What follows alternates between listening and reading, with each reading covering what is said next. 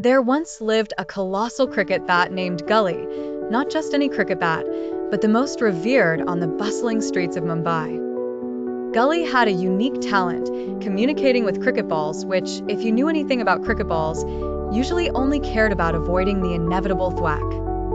One day, Wicket, the mouthy cricket ball with larger-than-life confidence, decided he was going to bounce so high he'd reach the moon, bringing back proof that cricket was a more universal sport than football. Gully thought Wicket was full of hot air but agreed to help him after a persuasive pep talk from Stumpty, the wise old Wicket. The day of the big bounce arrived, and the streets were buzzing more than a beehive during peak season. The local chaiwala even took a break to witness the grand spectacle, declaring he'd give free chai for a week if Wicket succeeded.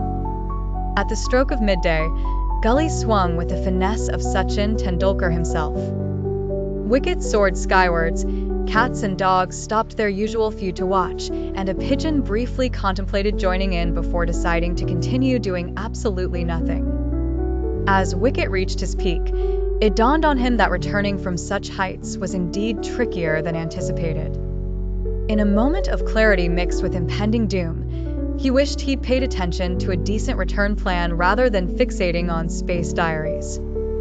Just as the streets vultures were gearing up for a new marketing gimmick, moon-touched cricket ball, Wicket was grasped midair by none other than Swirl, the Vyasa local bike racer practicing airborne stunts. Wicket was grateful, Gully proud, and Stumpty preached wisdom that immediately fell on deaf ears as the crowd hailed Wicket and his near-mishap adventure. The chaiwala, true to his word, grumbled affectionately as he prepared more chai than he'd ever dared dream of.